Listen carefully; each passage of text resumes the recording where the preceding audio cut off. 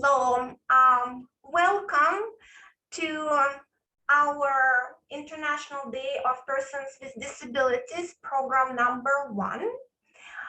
We are very happy and lucky to have amazing partners for today's programs. But before, I would like to start with a land acknowledgement. As part of our commitment to reconciliation, we acknowledge that we live, work, learn, and play on the traditional and current lands of Treaty 6 First Nations, the Cree, Dean, Blackfoot, Saulteaux, and Nakota Sioux, and Treaty 7 First Nations, and the Métis people of Region 3. We respect the histories, languages, and cultures of First Nations, Métis, Inuit, and all First Peoples of Canada, whose presence continues to enrich our community. As I said, I'm very, very happy to welcome all our viewers to our program in which we hope to discuss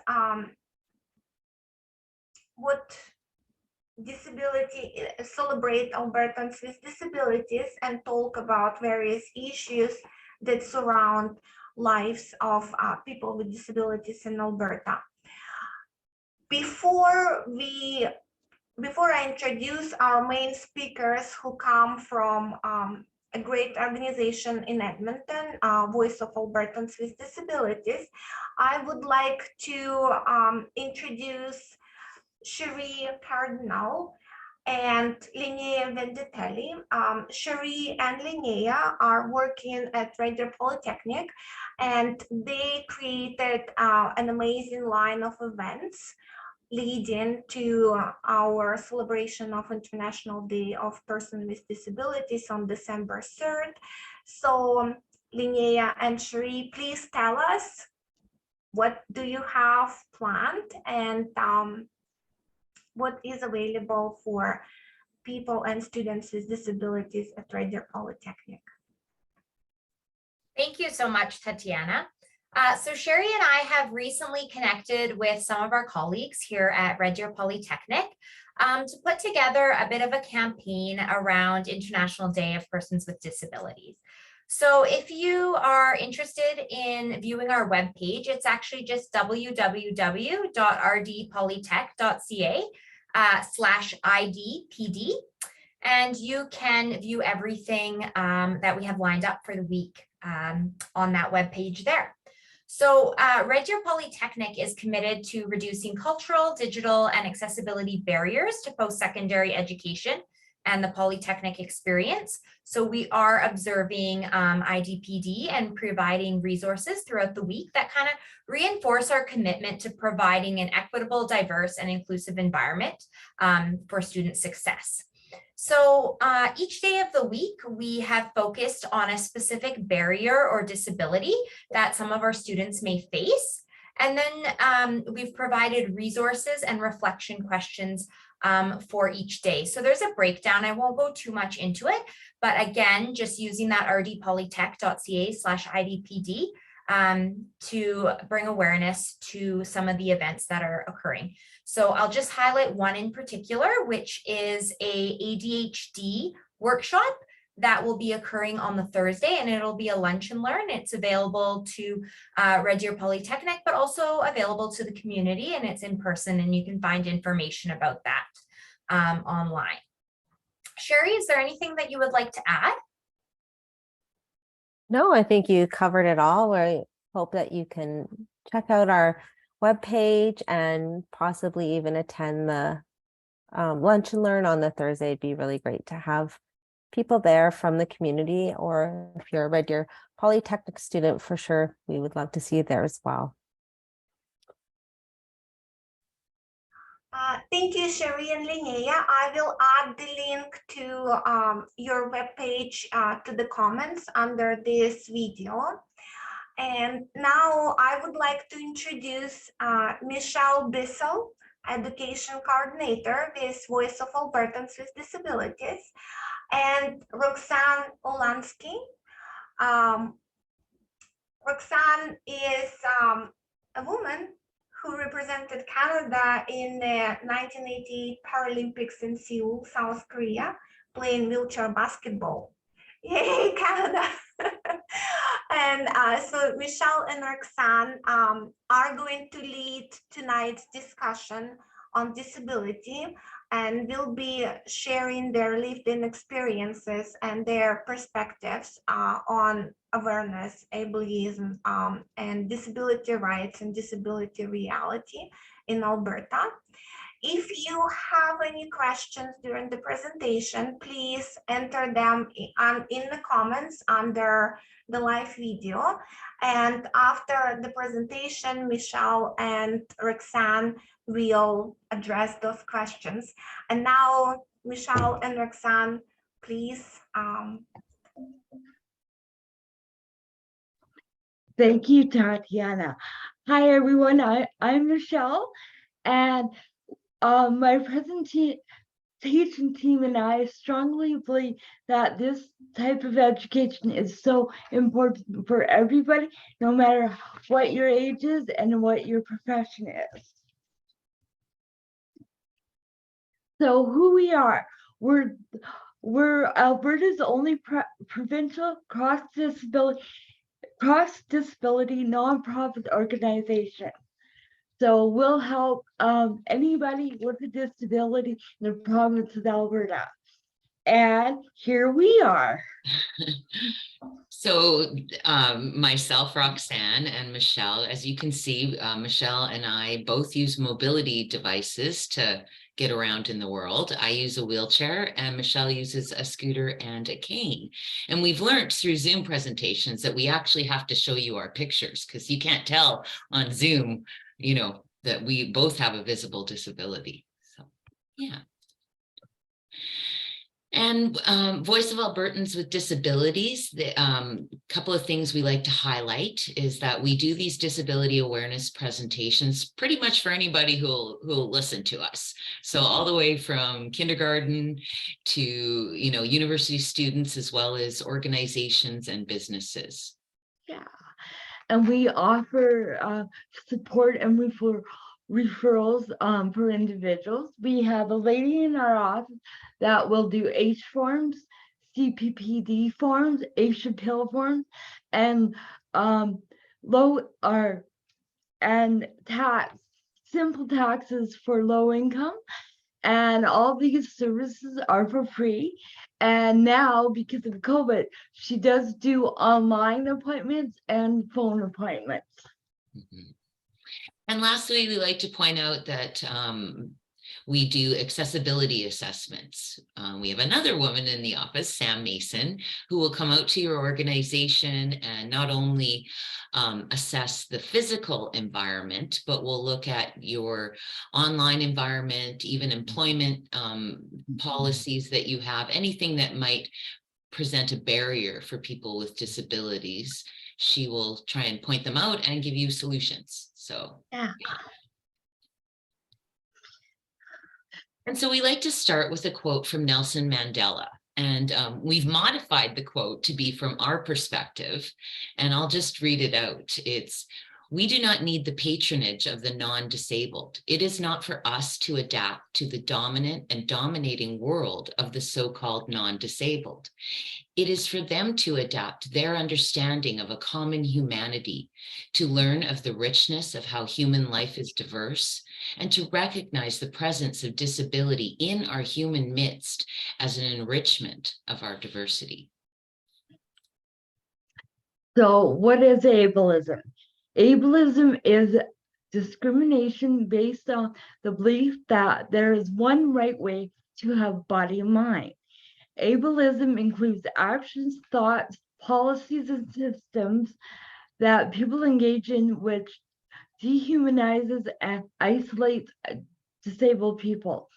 Because ableism focuses on bodies dictating what makes a normal or worthy body and what does not. Ableism is something that can be experienced by anyone with a body, which is to say anyone who is alive. And so one of the things that we like to do in the beginning here in our presentation is do what we call a privileged backpack. And so we're going to present you with a list of questions, and depending on whether you answer yes or no, you would, record a point of privilege. And so the first group of questions, we have 7 questions to begin with. If you answer yes to these questions, you can, sort of record it for yourself, because we're not going to ask you the results of this quiz in any way. It's for your own, learning. But if you answer yes to any of these questions, that's a point of privilege that you would put in your backpack. Yeah. So question number 1, can you reach the top of your fridge? For myself, not at all. No, we have very dusty fridges. On top.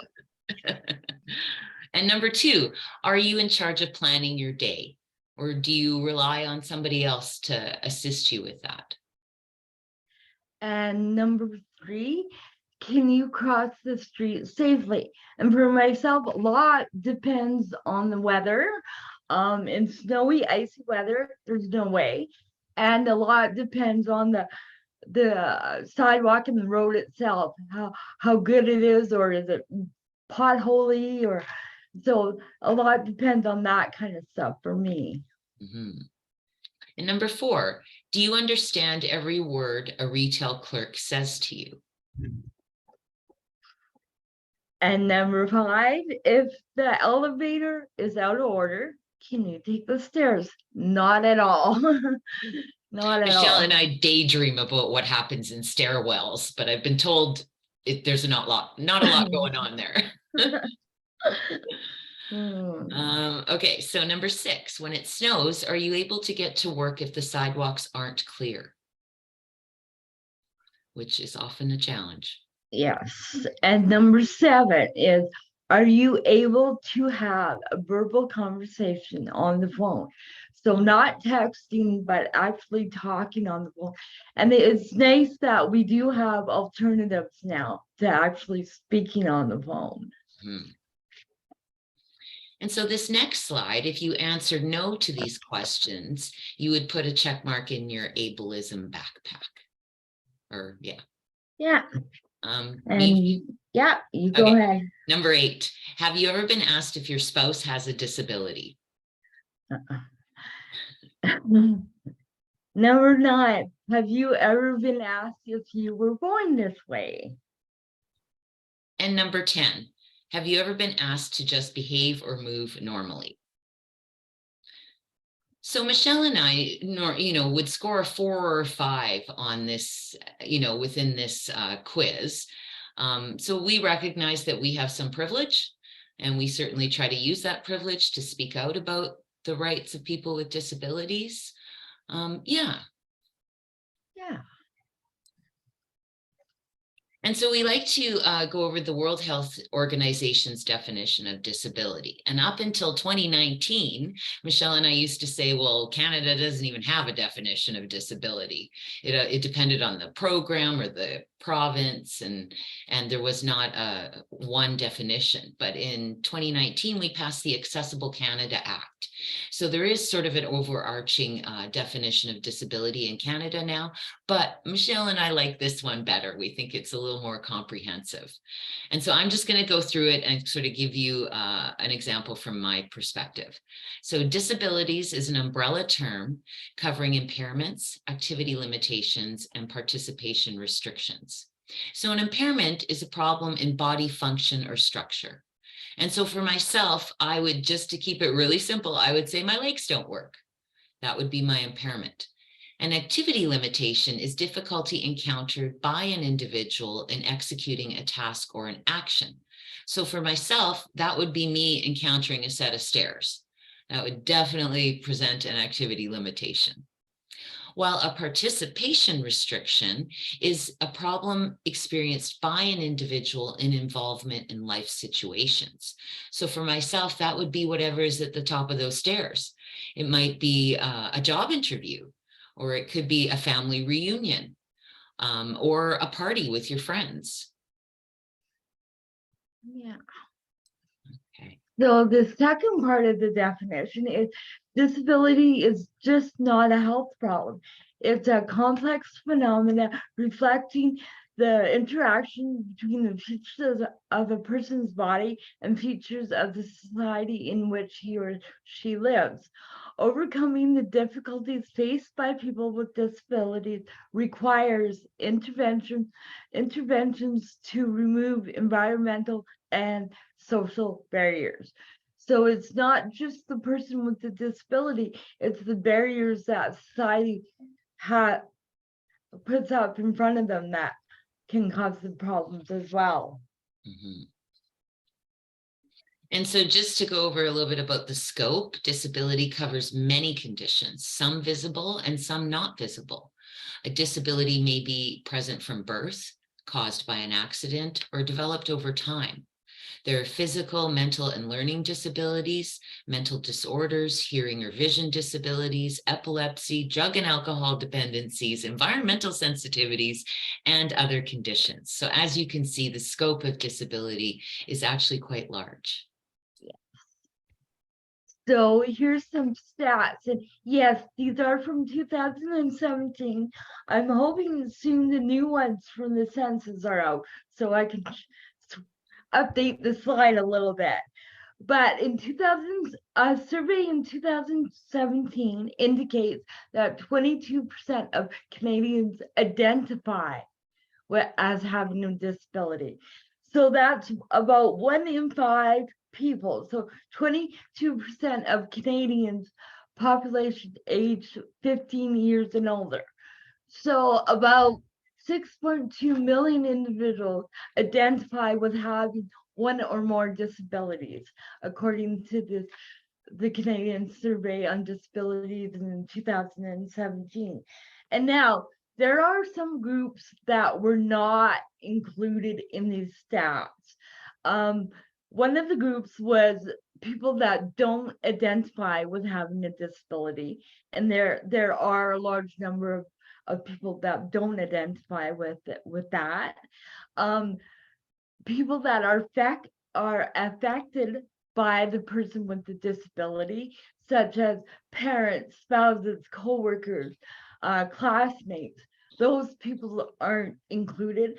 And I recently found out that group homes were not included in these stats. Long-term care facilities were not included in these stats, and reservations were not included in these stats. So I'm assuming these stats are a little higher than 22%. Mhm. And so just to briefly talk about law and disability in Canada, something great that happened was in March of 2010, Canada ratified the Convention on the Rights of People with Disabilities. And when you ratify a convention with the United Nations, you are saying to the world, we are on board, we're doing it. We believe this, you know, it's a part of how we roll. But the sad thing is that in 2019, a special rapporteur came to Canada and surveyed disability in many provinces and basically stated that Canada significantly lags behind other developed countries when it comes to disability. For myself, it was sort of bittersweet, you know, because when you're an advocate, you're so busy trying to make change that sometimes you wonder, well, maybe it happened and I just didn't even notice because I was too busy complaining. But no, you know, Canada needs to do some work. And one of the points that was made by the rapporteur is that we still rely on a charitable model of disability as opposed to a rights-based model. So we have some work to do in Canada. Yeah. And then the last one is the Accessible Canada Act. So that kind of came out at the same time that this special rapporteur gave her report. And so although we passed an Accessible Canada Act, it's a federal act. And so it really only directs or affects federally mandated businesses. So that would be banks, airports, bus terminals or bus systems, but it doesn't affect the corner store. It doesn't even affect the provincial governments because then the provincial government has to adopt its own legislation that is equal to or better than the federal legislation. And Alberta has not done that. So we're behind, even more behind than some of the other provinces. Ontario has had an act for, I think, 20 years now. And I know that Manitoba, Nova Scotia, they have some legislation. So yeah, we still have a lot of work to do in Canada. Yeah. So something for everyone to think about. Disability does not discriminate. Disability exists in every demographic. People with disabilities are Black, white, old, young, Two-Spirit, female, male, Muslim, Catholic. We cover every demographic. So if we improve the lives of people with disabilities, then we may also just improve the lives of in every demographic. Mm-hmm. We think it'd be worth a shot. Yeah. To put a little focus on disability for a while. But we're biased, I think. Just a little bit. Yeah. But we'd also like to talk about activities of daily living, because this is often where a lot of barriers might exist for us. And activities of daily living must be supported in order for us to be a part of society, in order for us to get an education, be employed, get married, have kids, and certainly not be isolated. And so Michelle and I like to use the example because I can say lived now, but lived in a housing co-op in Edmonton. I just moved to rural Alberta. But Michelle and I actually lived in the same housing co-op in Edmonton, and it has a little home care program that helps our members with activities of daily living. And that can be getting out of bed, brushing your teeth, making breakfast, everything that people do without even thinking about, is often a barrier for us. And because of this program, there are people who live where we live that work full time, even with a significant disability, because they have those supports in place, for their activities of daily living. And they're not easy to find. Like where we live is a very special isolated program that you sort of stumble upon. Rather, we would love to see it advertised and look at a great job this does. And look, people get to work and pay taxes and do what everyone else does. So we think these types of programs should be more available. Yeah. So spoon theory. The premise of spoon theory is that everyone wakes up with 10 spoons, and the spoons represent our energy for the day. I wake up with 10 spoons. Well, a lot less lately, but by the time I get up and make the bed, and keep in mind, everyone, I have a king size bed, so it's a lot of walking around the bed and tugging on the covers. So by the time I do that, wash up, do my hair, makeup, get my stuff ready to go, I'm already down 2 spoons. Then I have to spend time waiting for my ride.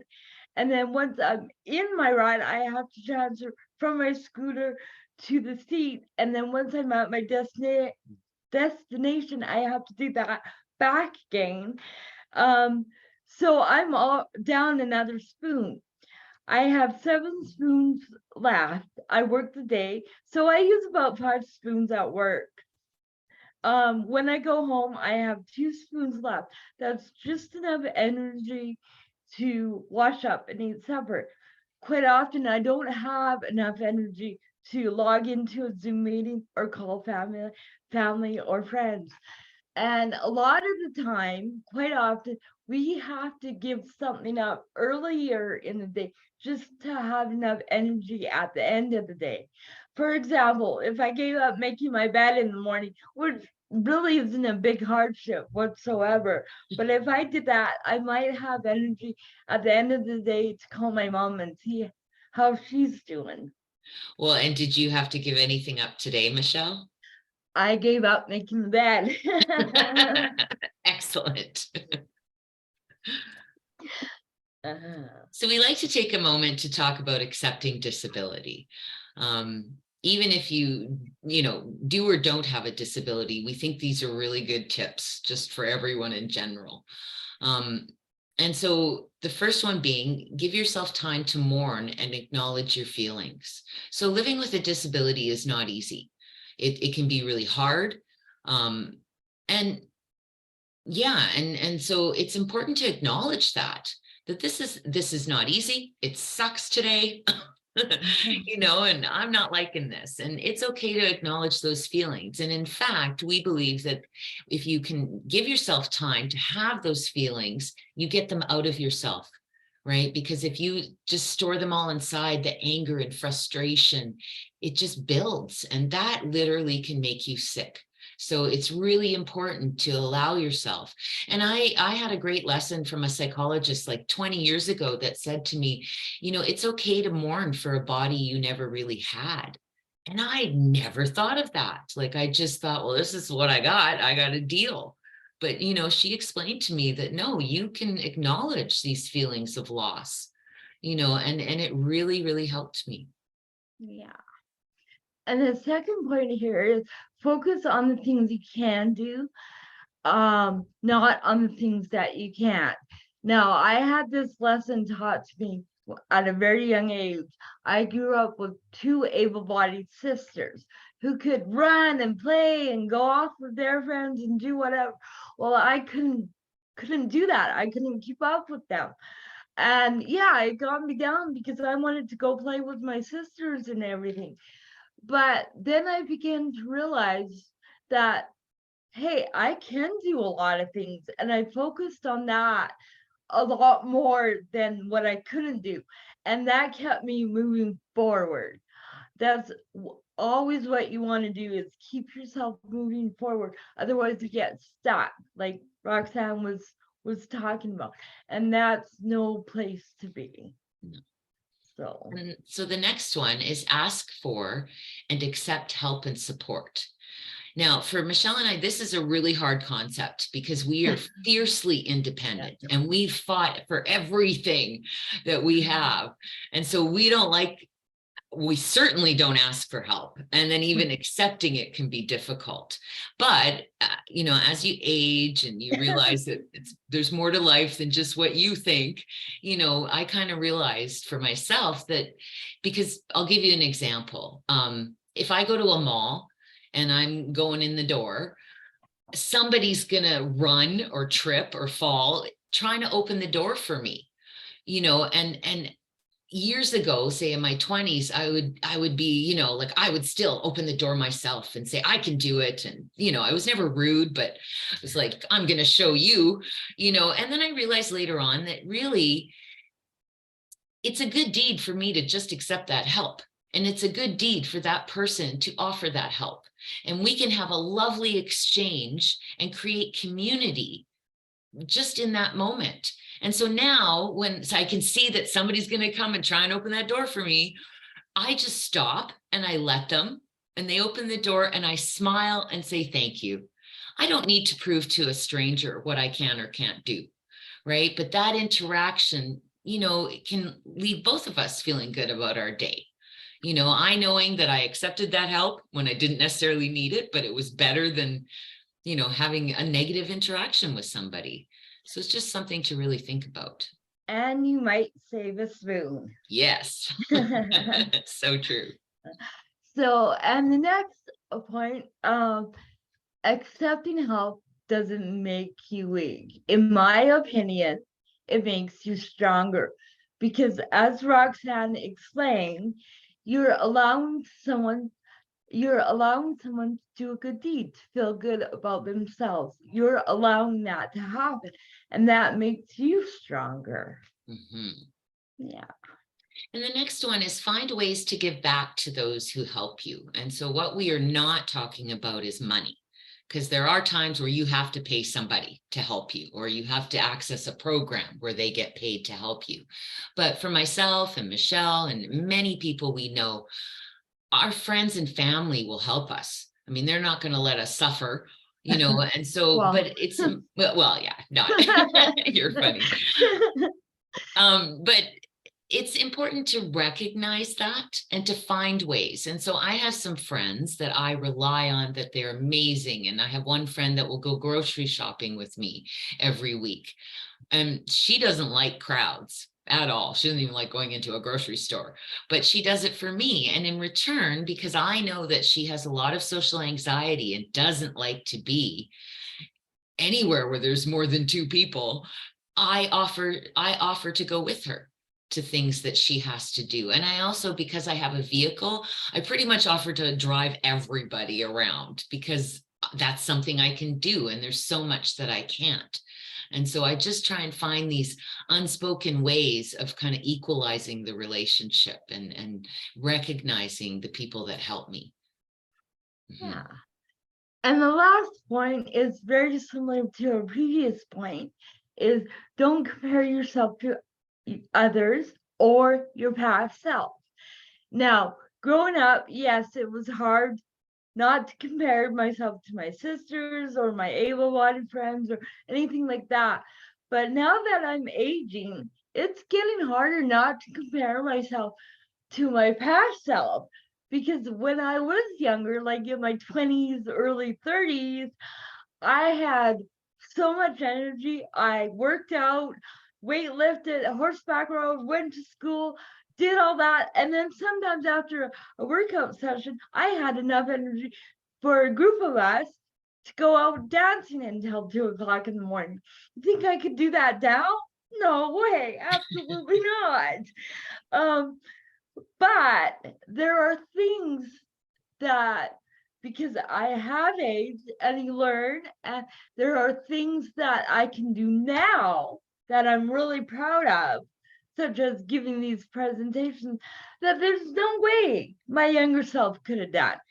So if I focus on that kind of stuff that I'm proud of, that I'm doing now, that is good and I'm proud, I keep myself moving forward. Although some days it is hard not to look back, but as long as you don't stay there, you're okay.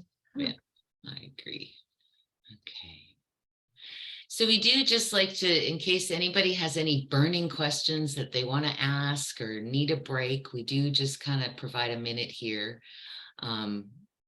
But I know we're on Facebook Live, so I'm not sure how all this works. Wait, I see something. No questions yet. Okay, excellent. Okay. Well, we will just carry on. Yeah. Awesome. Oops. So this is a cartoon, and it's social interactions. So this little girl is using a wheelchair, and these 2 other little girls come up to her and ask her, do we call you handicapped or disabled? And the little girl using the wheelchair says to the other 2 girls, call me Charlotte. And in my opinion, that says it all. That's who she is. She's Charlotte. Absolutely. And so we like to spend a moment sort of on some general, general suggestions for appropriate language and behavior. And so the first one, and we get asked this a lot, is it okay to offer help? And so Michelle and I believe that it is absolutely okay to offer help, but we have learned through these presentations by different questions being asked that the person should appear to be struggling, that you certainly would not want to go out into the world and just randomly offer people with disabilities help. That probably would not go over well. So if you see somebody struggling, you certainly can offer them help. And if they say yes, your next question is how? How can I help you?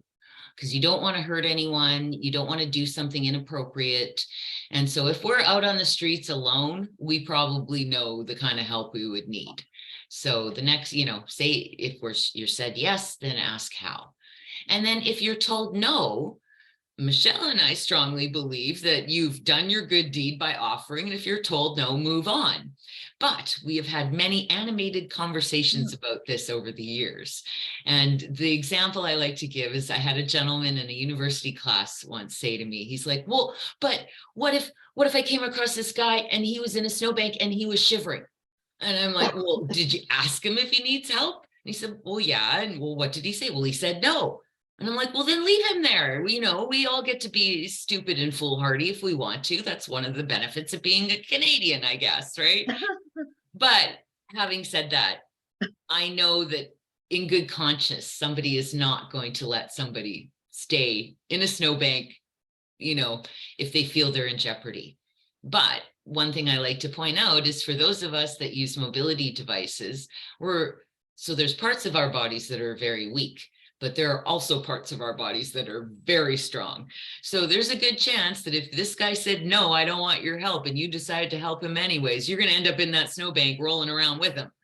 So our suggestion is maybe call, like, either if you think it's in a dire emergency, call 911, and this is in Edmonton. So I don't know what it's like in Red Deer, but now in Edmonton, we have a help line, but I'm still not clear, 311 or 211. I get them mixed up all the time. I know. So, but maybe a non-emergency line to allow people to come out that maybe have the experience to, help that person. Yeah. And the second point here is person first language. Now, here in Canada, we kind of default to person first language. We say people with disabilities instead of disabled people. But we've learned through our presentations that it boils down to personal preference. There are certain groups of people with disabilities that don't prefer person first language. And Roxanne's gonna explain that a little bit more. Yeah, just that we were doing a presentation in Calgary just a couple of years ago, and a lovely woman spoke up and pointed out to us that in the autistic community, that they prefer to say their disability first. So they prefer to be addressed as an autistic person rather than a person with autism, because they feel that autism has that big of an effect in their life that it does define who they are. And so, really, that's why Michelle says it's really personal preference. But if you don't know, then default to people with disabilities. But ideally, you want to call them by their name. Exactly. And so then the next one is power of language. And this is a little more subtle. So for myself, when I was learning how to do these presentations many years ago now, I used to say, I'm in a wheelchair. And when you say I'm in a wheelchair, it sounds kind of passive. It sounds like maybe the wheelchair has some power in this situation, where it does not. I am in full control. So now I say I use a wheelchair. And so there's a subtle difference in sort of where the power lies in that. And it's a much stronger statement to say I use a wheelchair. But the rule that we sort of like to use in this area is do not use words or phrases that implies how a person feels. And so some examples of that would be like, people often say to me, wheelchair bound. And that's one that just kind of makes me go, what? Because before the wheelchair, I used to use full leg locking, leg braces and forearm crutches, and basically was dragging my body around the world. And so when I got the wheelchair, I was like, wow, I'm free. Like I could walk to the store with my friends at lunch to, go get Diet Coke and corn nuts, I think was the thing back then, and so wheelchair bound always seemed odd to me because I don't feel bound to the wheelchair. But having said that, there are people that might feel that way. And so you always want to follow sort of the person with the disability, their lead. Some of the other words that Michelle and I say, maybe just take out is things like suffer. Somebody suffers from a disability. Well, you don't know if they're suffering. Michelle and I neither would define ourselves as suffering. Not that we don't suffer. We have bad days, where maybe there is some suffering, but it's not a word that we would necessarily use to define our disability. And so other words and phrases that we've seen over time is like some people say that, oh, that person's afflicted with blindness. Well, no, they're just blind, right? Or somebody is profoundly deaf. And that's actually a medical term. If, you're just deaf, right? You don't have to put a descriptor around it because that may not be how that person feels about their disability. So just something to think about. Yeah. And the last one is don't make assumptions. Now, you'll hear this a couple times in this presentation, but when it comes, and we're all human, we all make assumptions. I know that, I've done it myself. But when it comes around disability, try not to, because that person may surprise you. So one of the most common assumptions or questions that people make or ask about me is when they find out that I am married, is automatically they ask, is your husband disabled too? And I look at them and I go, no, should he be? Did I make a mistake? Or you know, there is no written rule that people with disabilities should hang out or marry other people with disabilities. I was giving a presentation similar to this one to an elementary school, and I got there early. So the teacher and I went into the staff room to have coffee and talk a little bit. And she was asking me all kinds of questions, trying to get to know me better. And one of the questions was, are you married? And I said, yeah. And automatically, without skipping a beat, she asked, is he disabled too? And I looked at her and I said, no. And she was reaching up for a cup, looking behind her, and she goes, I'm shocked. And then I look at her and I go, I'm shocked you're shocked. You know, like a weird assumption in my eyes anyway. But I know we said don't make assumptions, but there's one exception, and Roxanne's gonna. Yeah, assume we are all capable. That should be our baseline assumption for everybody, is assume we are capable until we tell you or show you otherwise. You know, so yeah, just so important. Make that assumption that that person, if they're out on their own on the streets, that they know what they're doing. Yeah. Okay, so this slide is maybe a little more controversial. We'll just say that right off the top. And Michelle and I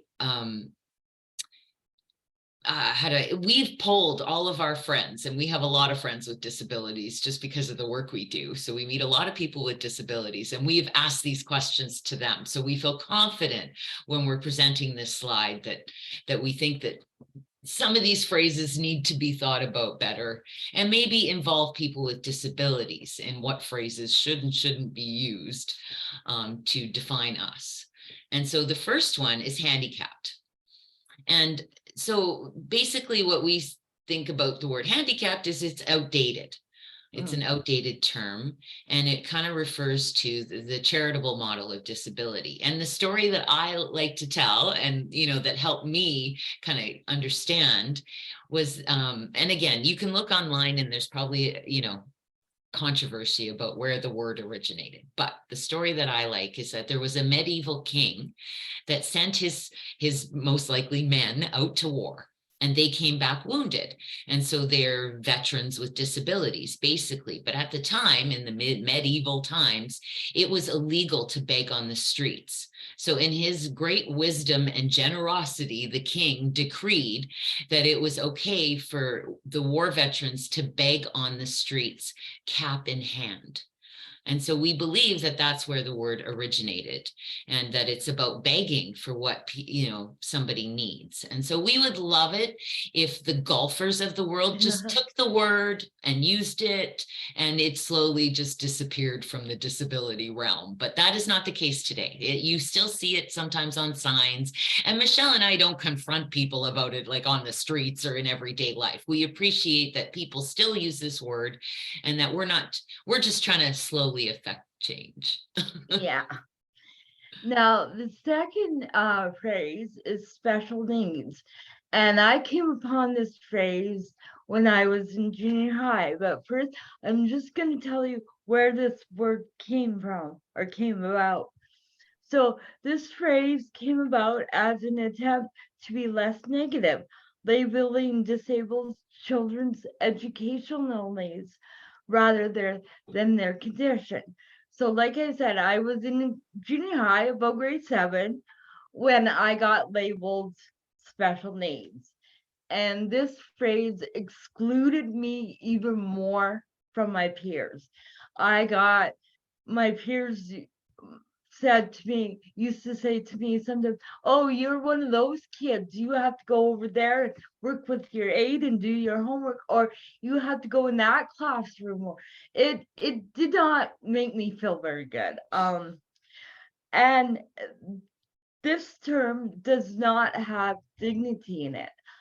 I strongly believe that we should call students with disabilities, or children with disabilities, because then they can grow into with dignity adults or people with disabilities. And that's what we're protected under, is persons with disabilities, not persons with special needs. Also, just because you put a nice fluffy sounding name to it does not make the reality of growing up with a disability or having a disability less harsh. It makes it easier. It made it easier on my teachers, on my EA, back then it was a TA, but EA and my teachers. That's who it made it easier for, And not maybe me. parents. Yeah. A parent, sorry, yes. Yeah. My parents. Yeah. No, well said. And so the next one is inspiration porn. And so we've put up a YouTube link, but we know that all the numbers and letters are not easy to find. But if you go onto YouTube and search under TED Talks and put in inspirational porn, you will come across Stella, who is a woman, an Australian woman with a disability, who tells her story. But Michelle actually has a very similar story that she experienced here in Edmonton. Well, yeah. Well, in high school and most of my school career, I went to Catholic schools.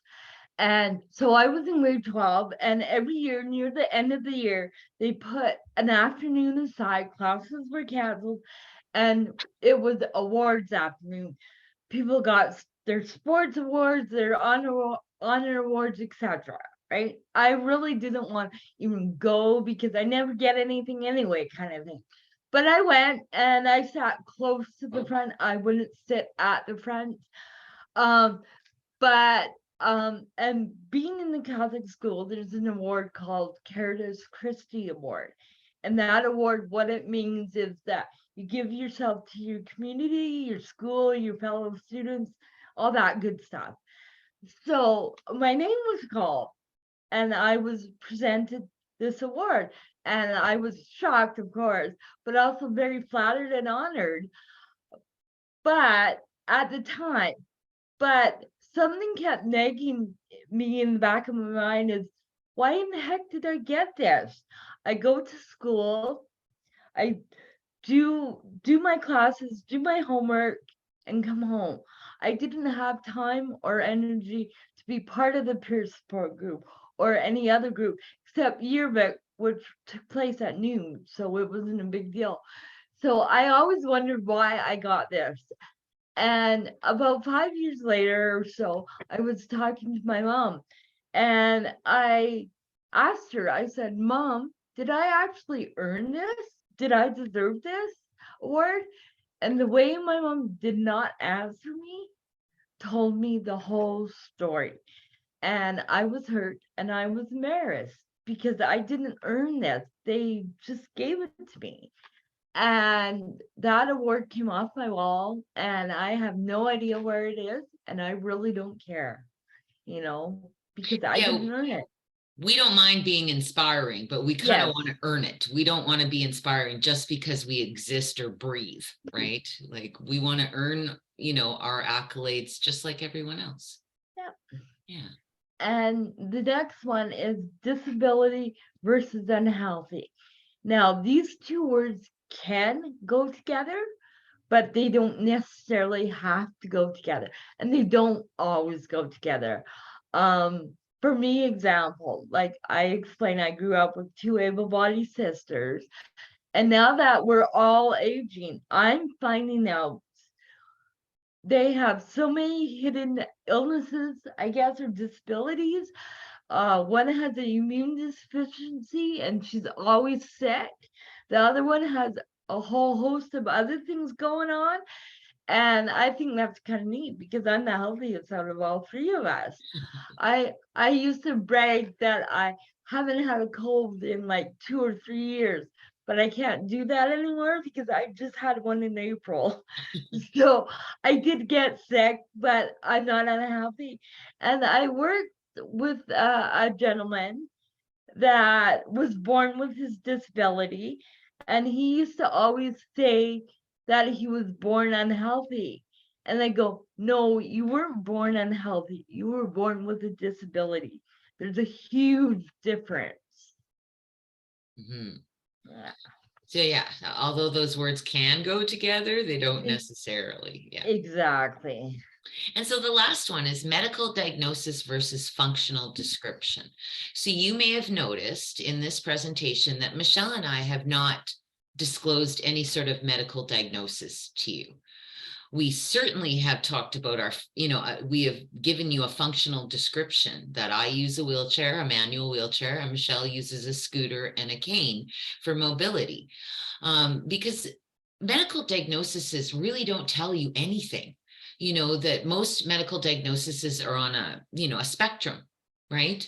And so just because you say you have something, that really doesn't tell you what the reality is you're living with. For example, my sister has MS, but for her, it's an invisible disability because it just affects the feelings in her fingers and toes kind of thing. And so that wouldn't tell you anything if she said, well, I have MS. Where if she tells you, well, I can't feel my fingers, so I can't do this, right? She gives you a functional description. You're more able to interact, and maybe accommodate any needs that she has. So we discourage people, asking for a medical diagnosis, even on forms. We don't know, yeah. So really it's about functional description is more helpful in the end. So dignity, there are two definitions here, but I'm just going to read out one. So dignity is the right of a person to be valued and respected for their own sake. It doesn't matter what religion you practice. It doesn't matter if you're able-bodied or disabled. It doesn't matter what color your skin is. You're a human being, and for that alone, you deserve to be valued and respected. Absolutely. And so we have a couple of examples, and I will actually take on the first two with one example. Intention versus impact. And so when I'm out on the streets, again, almost guaranteed, somebody will say to me as I'm wheeling around, hey, you should put a motor on that thing. And now I know that they're trying to be friendly. They're starting a conversation with me. They see me, right? And that's great. But so I recognize like immediately that their intentions are good. And so I will respond accordingly. But in the back of my mind, the impact that this has on me is I think, do I look like I need a motor on this thing? I thought it was doing really good. Like, why are you saying that? Now I've been doing this long enough to know why they're saying it, right? As I stated at the beginning, that they're just making conversation and they're recognizing me in the world. And I am grateful for that. But I think it's really important for all of us to think about the impact that our words may have, because even though our intentions might be good, that may not be the impact you're actually having. And so some like little tips about that is if you say something to somebody, use like the word handicapped and somebody flinches or rolls their eyes or kind of looks away, or, they give you a little hint that, ooh, maybe that wasn't the right thing to say. We encourage you to ask and just say, look, I think I might have offended you. Is that word okay to use, or do you prefer something else? And start up a conversation. And I had an amazing experience here just like maybe a year or two ago in a Costco parking lot. Now, I don't know if any of you go to Costco, but it's an amazing phenomenon. The amount of people in the parking lot and the amount of wheelchair parking stalls is unbelievable, but they're always full. You know, it kind of makes me wonder, there's like some sort of vortex around Costco. But so I was there one day with a friend, and we just pulled kind of over to the side, because I literally can't get out of my vehicle if I don't have that extra space. And so we were just patiently waiting for somebody to come out, and we would use that stall. And so we see this, you know, couple getting into their vehicle, and they back out, and we were like, okay, we're going to take that stall. And then this lady in a great big Cadillac pulls into the stall and gets out. Like, it's obvious she does not have a disability. She does not have a placard. And so the girlfriend I was with at the time jumps out of the vehicle, which I completely discouraged my friends and family from doing. Do not confront people, especially in a parking lot. You know, it's not worth, you know, any sort of confrontation that might happen. But so she went over and told her. And so instead of just leaving the parking stall, she just moved over. So she kind of gave me the room I needed, but she was still in the wheelchair parking. So anyways, and so I got in my parking stall, and, you know, was able to, had enough room, just enough room to get out. And then she actually came up to me, which I was surprised, because people, you know, don't usually do that. And I just kind of, she tried to start up a conversation, and I just kind of said, it doesn't matter. Like, I was just trying to say, look, whatever, not my problem. Thank you for, you know, giving me this parking stall. But she stopped me and she said, no, I've done something wrong here, and I would like you to tell me what I did.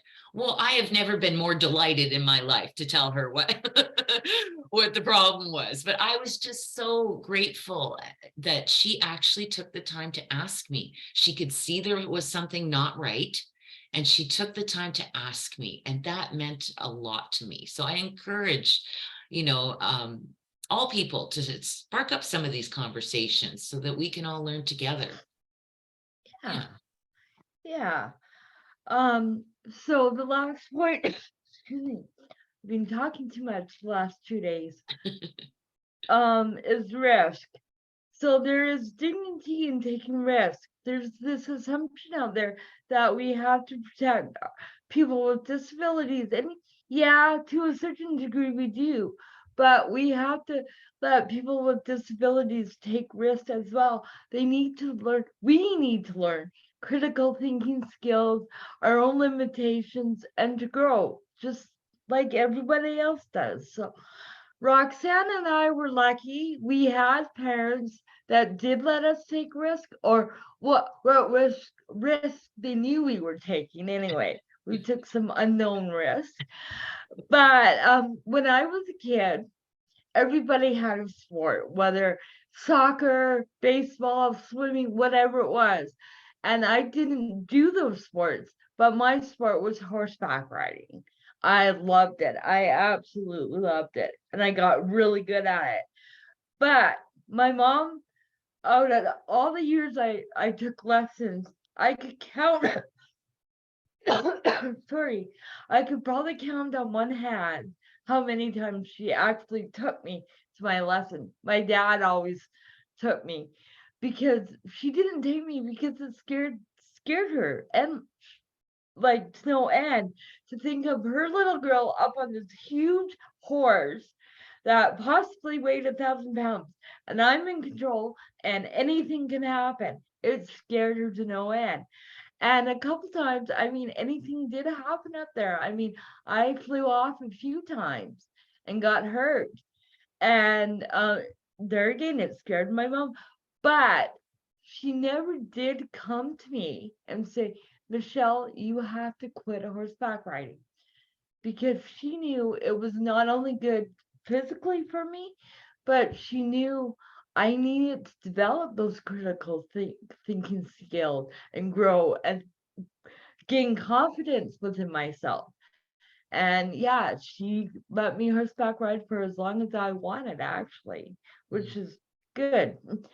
But Roxanne has a little story to tack onto this. So Yeah, about taking risks. I had the great pleasure of teaching wheelchair skills at the Glenrose Rehabilitation Hospital here in Edmonton many years ago now.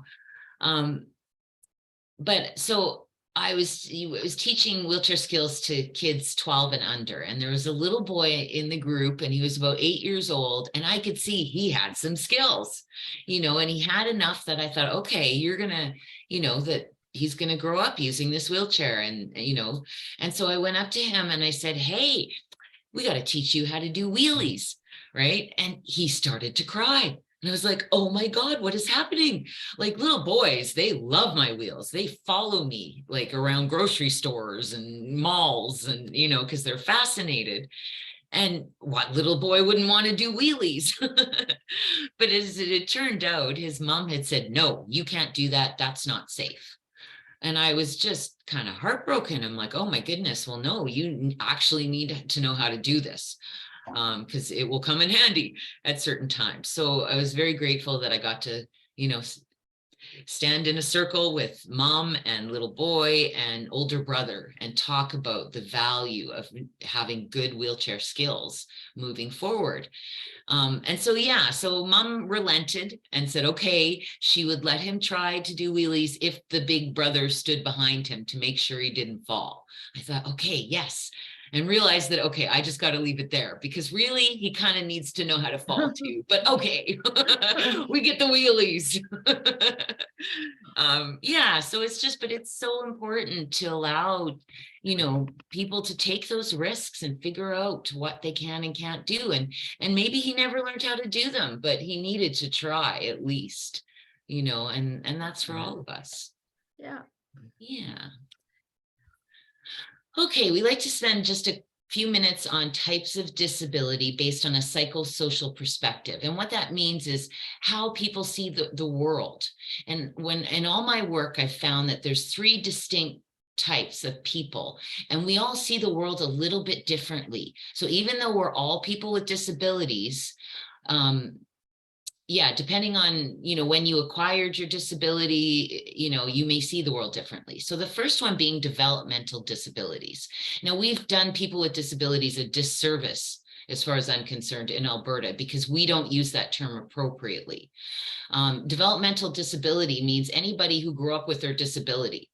It affected their development. It affected how they formed their self-esteem. But for whatever reason, we make this assumption that when you say developmental disability, that means that the person has an intellectual disability or a learning disability, which some of us do, but some of us don't. And both Michelle and I have developmental disabilities. We were born with and grew up with our disabilities. And so some of the important aspects of somebody who grew up with their disability is that we normally grow up with a team of people that tell us how to use our bodies, right? Occupational therapists, doctors, physiotherapists, for some people, it might be speech therapists or whatever your disability is. There's always this like overarching team of people that are trying to help you grow. But what happens in that is then we think that we need permission. As we grow up, like as I turned 18, I'm still asking people about what I can and can't do in the world. And it took me until like into my 30s before I realized, and I had a couple of great people in my life point out that you don't have to ask for permission. Like, do you see anybody else asking for permission or approval or acceptance? No, you just go do it, and so people with developmental disabilities struggle with that transition to adulthood. And because of how they grew up, they might not be as confident in their decision-making as maybe the rest of everyone else is. Also, people who grow up with their disabilities often do not have access to insurance or, so they're often the ones that struggle with getting the right kind of equipment, right? And that they need in order to live a fully independent life.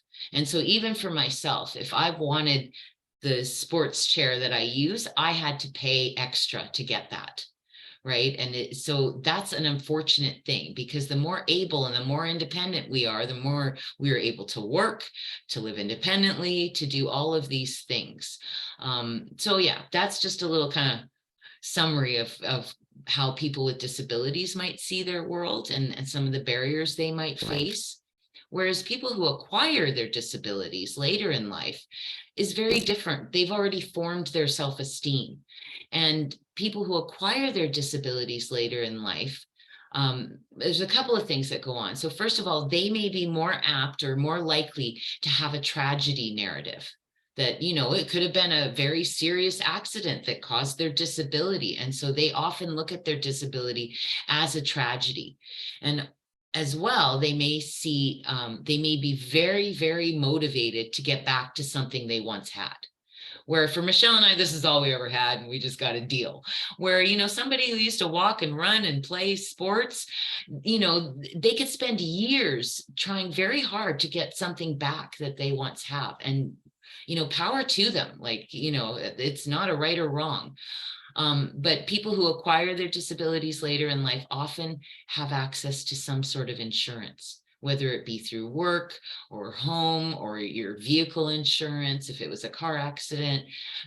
So there's more options for people who acquire their disabilities later in life to find resources to help them.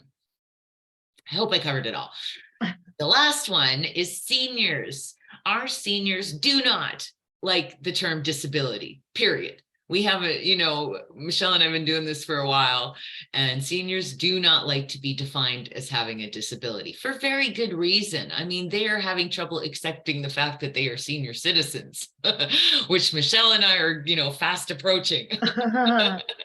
You know, so adding disability to that doesn't sit well with most seniors.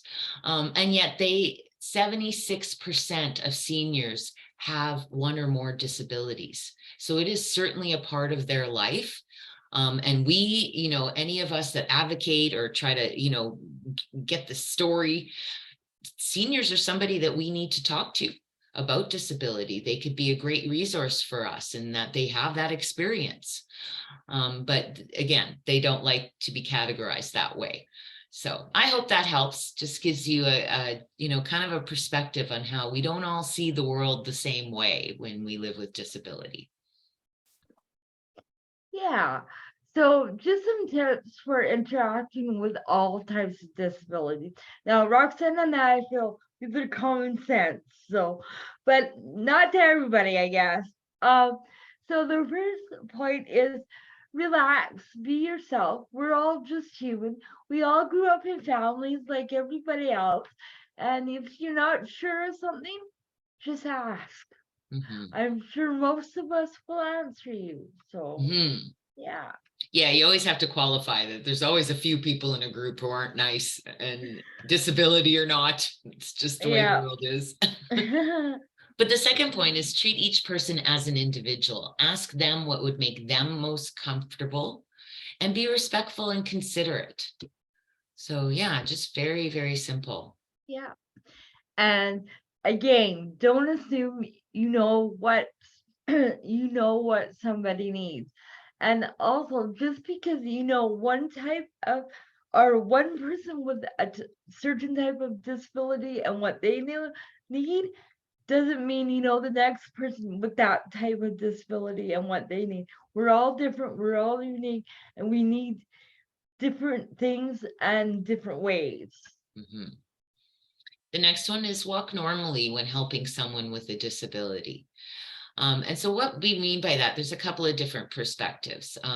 If you're helping somebody who is blind, right, you just want to, you know, maybe offer them your elbow, or for me, I'd offer them to be my shoulder because I'm really short. So, you know, but and just allow them to walk beside you and you be their guide, right? So you don't have to really do anything that different.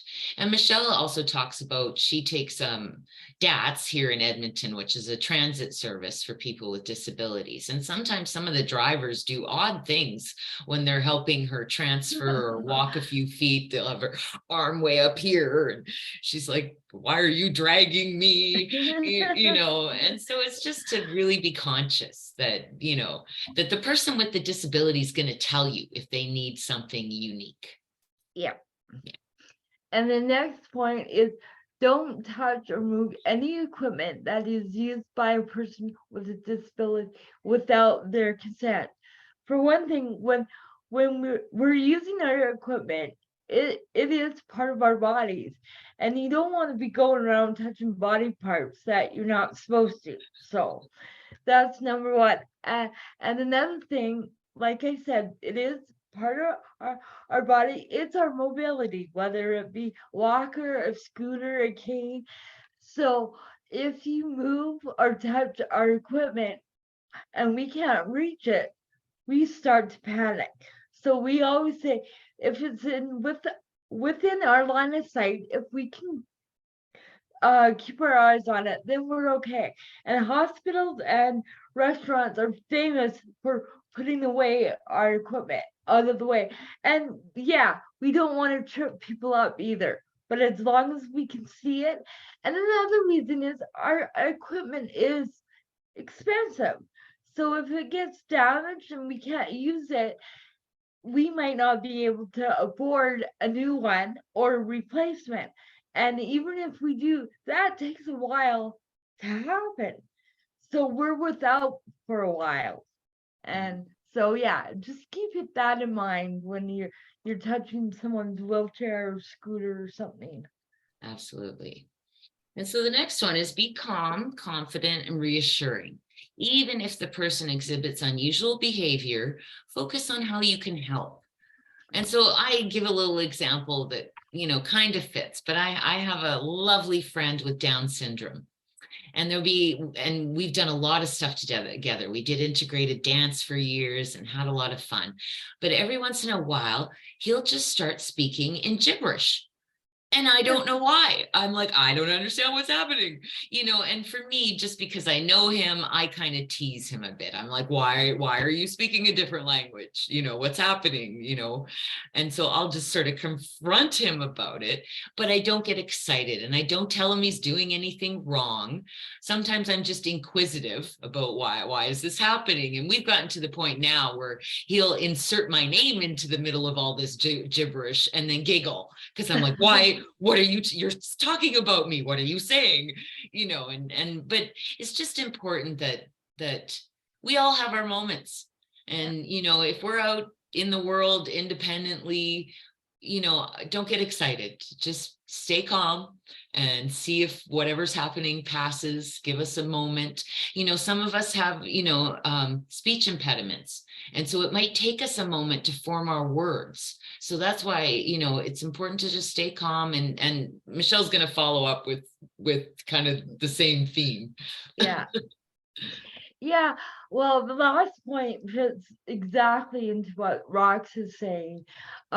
Patience, optimism, and willingness to find a way to communicate are your best tools. Absolutely. So yeah, just be patient with the person. It will work out if you're patient and positive about it. Mm-hmm. Absolutely. Okay. So invisible disabilities. So for people with visible disabilities like Michelle and I, we are often underestimated. We're often thought to be less able than we actually are. Whereas people with invisible disabilities are often less able than people think they are. I hope I said that right. I'm worried I think you did. Okay. But so for people with invisible disabilities, it often comes down to disclosure. When do I tell somebody, or do I need to tell somebody I have a disability? And the example that I like to use for this is a job interview. If you have an invisible disability, do you need to tell the employer? I mean, there's no rules saying you have to. So when do you disclose? Do you put it on your resume? Most of the people I know would not put it on their resume because they assume that would eliminate them before they even got face to face with somebody, right? And so then do you tell them during the job interview? If you get an interview, do you tell them? Well, maybe not, because then maybe you won't get the job. Right? So you get hired. Well, maybe you don't tell them right away and you wait till after your probationary period, right? It is not and what we're, trying to say is that it is a really hard decision, and it is not an easy thing to do to disclose an invisible disability. So we think that there should be extra empathy for somebody disclosing a disability, because that's not easy. And we know just from living our lives that you may be perceived as less if you disclose a disability. So why would you want to do that? So we just think it's important to really understand that an invisible disability presents a unique set of barriers. Okay. And so the last one is, I think we're right at the end here. So Pretty close, yeah. yeah, recognizing and averting ableism. So we just have a couple of points that we like to go through that we think might help. And so the first one is you can't versus how can. And I got this example from a friend many years ago, very similar to me in that she used a manual wheelchair and was very able and independent. And she decided one summer, she thought it would be cool to work at the Sears clothing department. I kind of thought, I don't know if I'd want to do that, but hey, like, why not? Right. And she had figured out in her mind that she could do the job. So she got herself an interview and went down to Sears. And she says to me afterwards, she's like, I knew it was going to go sideways. Like, just even as the manager was approaching her with a frown on her face, you know, and the manager sits down and immediately says to my friend, you know, well, you can't reach those. How are you going to do this job? You can't reach those clothes up there. And my friend would say, well, sure, where's that stick that everyone else uses to get the clothes down? I can do that, you know, and it's like, well, you can't use the cash register. And my friend would say, well, I just need a stool, right? If I had a stool, I can transfer on and off, no problem. You know, and the whole interview went this way with this manager saying, well, you can't do that. And my friend having to say, well, sure, I can, right? And it was just a very negative experience.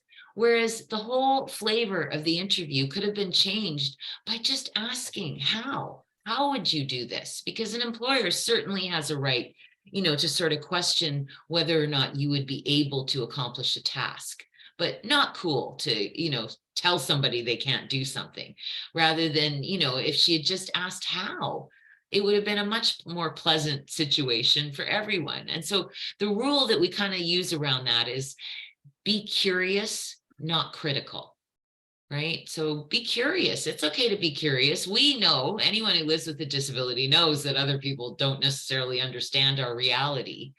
And by being curious, we're going to open up more. But if you come at, you know, us accusing us, it's not a good way to start any relationship. No. Yeah. And the second point is believe people when they disclose a disability. Now, like you heard Roxanne on the previous slide, it's hard to disclose a disability. So when someone does disclose, just believe them. Yeah. Why not? Yeah. And the next one is listen to people when they request an accommodation. So an accommodation is just an adjustment to an environment to make it more accessible. And 80% of accommodations don't cost any money. It's like, I need that desk moved over here. I can't reach those files, so we'll just move them down. It may be that somebody needs time every week to go to a doctor's appointment, you know. So they're just simple little adjustments that can be made. Maybe somebody has a lot of pain in the morning and would like to start later and work later, you know. Yeah, right. So there's all these kinds of little adjustments that can be made. So really listen to what the person is asking for. Yeah, and just do it. Yeah. And again, don't assume you know what somebody needs. Yeah, just ask questions. And you'll get the answers right for that person. Yeah. And the next one is don't speak on behalf of someone with a disability unless they explicitly ask you to. And this happens, like Michelle and I run across this all the time, is, you know, if we're with an able-bodied friend, and I shouldn't say all the time, I think it's maybe gotten a bit better, but yeah. But still, it only happened, you know, a few weeks ago happened. I was with, you know, a friend and they speak to him rather than me. Now, my friends are great in that they'll just kind of look at the person and be like, well, you need to ask her, you know, or they will direct it to me. Yeah, but Michelle has an example of how that went down for her one time. Yeah, well, one time, a really long time ago, before I had my scooter, I went shopping with my sister and her husband, so my brother-in-law, and I had found a shirt that I wanted to buy, and my brother-in-law is pushing me because I only have full use of my one hand. So if I try and wheel myself in my standard wheelchair, I go around in circles and I really don't get that far. So he was pushing me around the store, and I found a shirt I wanted to buy. So he wheeled me up to the till, and the clerk took my shirt from me, but talked to him and told him how to wash my shirt, and was giving him all kinds of instructions about my shirt. And I let him go for a little bit. And then I said, "Excuse me." And he was just shocked that I even spoke, first of all. And then I said to him, "That's my shirt. I'll be wearing my shirt. I'll be washing my shirt. Can you tell me what to do?" And he goes, "Oh, yeah, of course, you know." And then he started talking directly to me. So, and my brother-in-law was good. He didn't say a word. He just went with it. Nice. Yeah. And so the last one is talk about disability with everybody. And so really what we're trying to say about that is there's still this weird, shameful, you know, that disability somehow is shameful, you know, and I think that that's, you know, we think that that's because we don't talk about it enough. You know, and the one example that we put there is, for example, children, because this often happens like in a mall.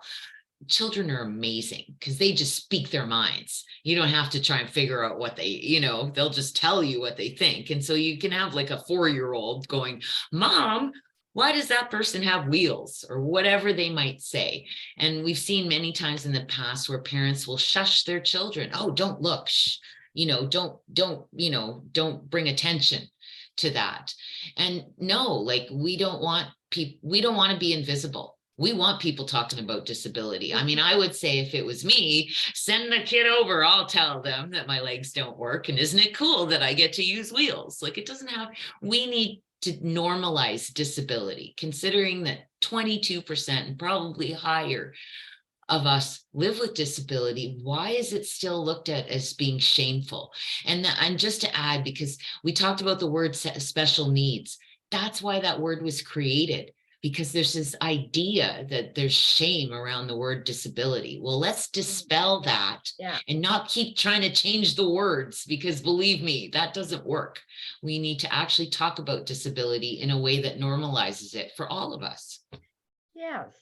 And the final point is one of the most important things to do to push back against ableism is to make sure that people with disabilities are at the table where decisions are being made, and not just one person, because that one person will get drowned out and will get bullied. We need two, 3, 4 people with disabilities at the table, and then we will be heard. And we have a saying, "Nothing about us without us." And one of the areas where we're lacking is where decisions are being made. Yeah, we're still not there. Yeah. Awesome. And so we just, you know, we're coming to the end. We got one more slide after this, but we just sort of like to end on all the barriers that exist, because there's no way in the hour and a half that we've been with you that we have covered all of what disability entails. And so we just like to show you this slide to remind everyone that there's many other barriers, and we most likely have not talked about all of them. Guaranteed we haven't. But you will notice that in the middle is attitudinal barriers. And we think that that is one of the most important barriers that needs to be looked at, is our attitudes towards people with disabilities. But when you start putting all these barriers together, suddenly we're in front of a wall that we can't get over, under, around. We're just stuck in front of this wall. And so we want to slowly chip away and remove all those bricks and get it so that there are no more walls. But it's going to take all of us to do that. Yeah. And so we end on a slide, because often, again, disability is seen often as a tragedy and something terrible, and people feel sorry for us. But Michelle and I see our lives as fabulous. We've worked very hard to be independent and have careers and all the things that everyone else does. And so we want to focus on that. And so for me, as it was said right at the beginning, I'm a former Paralympian. I competed in the 1988 Paralympics in Seoul, South Korea. And, I went to university. I live independently by myself. I have 2 cats, and I have a good life, and it's not easy. Sometimes it's, Yeah. I'm frustrated and angry, but overall, it's a good place to live, and we're very happy to be doing the work we're doing today. And I echo Roxanne, but I wasn't a Paralympian. I was quite a accomplished horseback rider. And just to add to her what she said, what Roxanne said, is that all the wonderful opportunities that has been presented to me, such as this job. This is my career. I do this for a living, and I always wanted to do this from my early 20s, and now I'm doing it. And all the other opportunities that have come to me, and I've tried to take in every opportunity and do the best I can for everybody in the community. Mhm. Yeah. Awesome. And I'm married and I have 1 cat. So, my life's pretty good. And a lot of university too. Yes, both of us. Yeah. Yeah. Awesome. Well, and so we are at the end of our presentation. We're happy to answer any questions that you might have. We are aware, though, that I think there is another session next week for people to ask questions as well, which is great because you might have some time to think about stuff and, Yeah. But yeah. Oh, no questions. Yes, I would like to thank you, Michelle and Roxanne, for a great presentation. And that's right. Our celebration of the International Day of Persons with Disabilities started today with this fabulous and very interesting presentation. I learned a lot, and hopefully our viewers learned a lot as well. And those who didn't have time to watch the presentation today will be able to watch it on our virtual archive on the library website. But I would also like to invite everyone to our last program that will conclude the celebration of International Day of Persons with Disabilities. And the program will take place on next Thursday, December 1st at 6 p.m. And it will be a mixed format presentation. So we will have some virtual speakers, and Michelle and Roxanne will be our speakers as well. And we will have some speakers from Red Deer who will join us in person. So we are looking forward to having people who will attend the presentation, and we will be discussing the 7 principles of universal design, because that's what we thought would be a really interesting conversation to have to celebrate that day, because what it is like living in a world, in the city, where everybody, no matter of what kind of abilities they have, are able to find meaningful employment and activities, because the design of urban spaces, of design of some organizations is actually enabling anyone.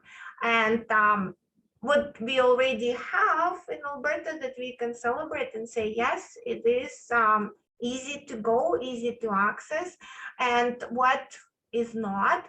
So we will have 8 fabulous speakers who will be able to have a discussion about universal principles of universal design, providing examples from their lived-in experience.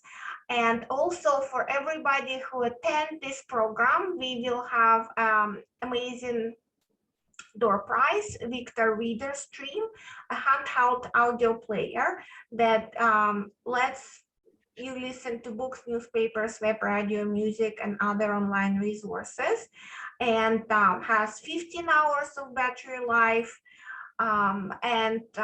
It's very, very amazing resource. So I would also like to thank Premier's Council on Disabilities who enabled us to have those two fabulous programs and amazing presenters.